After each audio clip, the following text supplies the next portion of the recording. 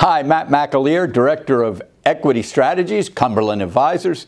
Jan 24th. I'm back with you on a Monday. You know, something must be going on.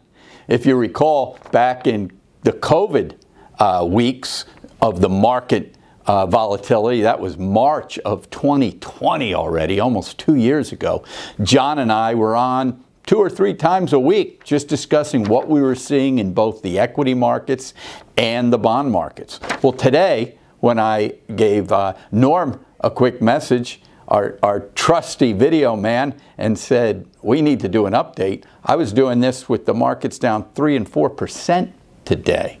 We did get a rally, but that still doesn't change what I wanted to go over. When you get extreme pressure in markets, it's sometimes difficult to keep your head. And we're calling this a game plan type strategy. I wanted to share a chart with you that is going to show you what kind of extreme pressure we've had in the NASDAQ. Friday's market action saw over 1,300 stocks in the NASDAQ print a new 52-week low. That equates to over 1/3 of the constituents. There have only been 4 other occasions that have seen at least 1,100 new lows. Never mind 1,300, 1,100. What this does is really signal some all-out fear and pressure in a market. And we want to be able to keep our head there. Because when we see that kind of pressure, things can turn. We want to always discuss what can go right, what can go wrong. When you notice some of the data on this chart, important to see, this has only happened 4 other times in terms of that kind of pressure, new daily lows. And look when they were. Look over on the left-hand column, August of '98, long-term capital management. Look what these equate to in the terms of crises.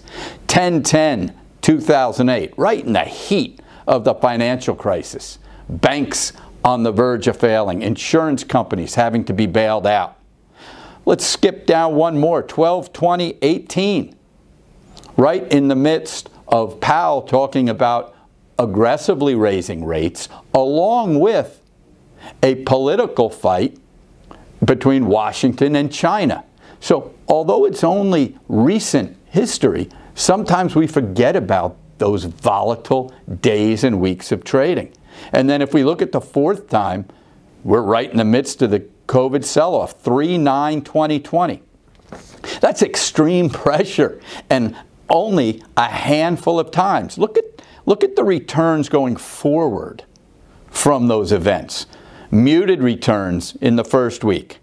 Even the first month, still positive returns, but muted with a lot of volatility. Sometimes numbers and data mask volatility. But look at as we start to stretch out to 3 months, 6 months, 9 months. Very positive follow-through.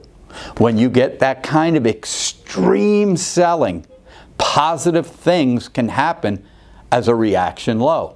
Now, again, if I'm positive on the market, I can show you 10 charts that look good. If I'm negative on the market, I can show you 10 charts that look terrible.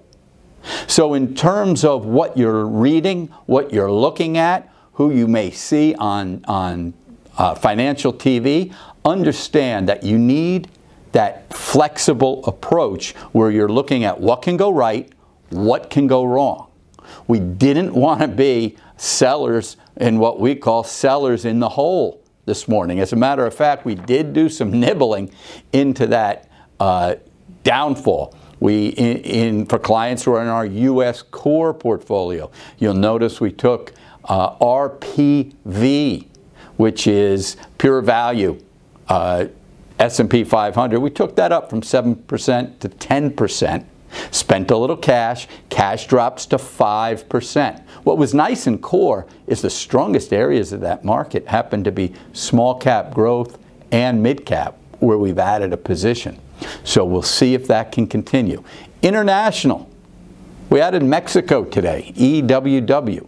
That's an area that's held up very well from a relative strength standpoint.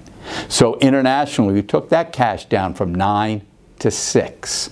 Remember, in our quant strategies and US ETF strategy, we're already long. We got 3 buy signals last week. Dr. Chen, many know Leo, got a buy signal on his quant work Wednesday, Thursday, Friday. What we have found is when we get a number of signals that tight together, good things have happened, but not without volatility. You don't just get an all clear signal in this business.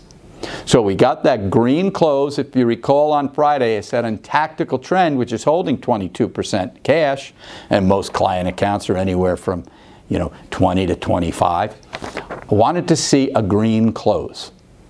Didn't want to keep buying in to those weak closes. Why? Why is the close so important? The close is global risk.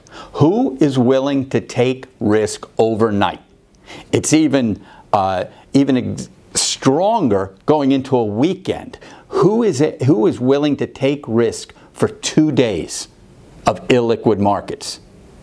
So when we kept seeing distribution, that was something we needed to stand aside from in tactical trend. Now we get a positive close. Does this mean the market just turns around and no worries? Probably not. Probably a good dose of volatility still to come. But nice to see institutions take risk overnight. There's a saying, it's not meant to knock or degrade anybody. But there's a saying that goes by the line of retail opens the market, institutions close the market.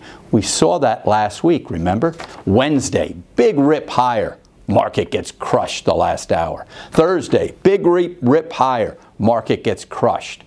Now today, we see some real buying coming in. To turn the market around 3.5%, 4% is real capital. Let's see what the rest of the week brings. I will see you on Friday, unless we have to do another special report. Have a great evening.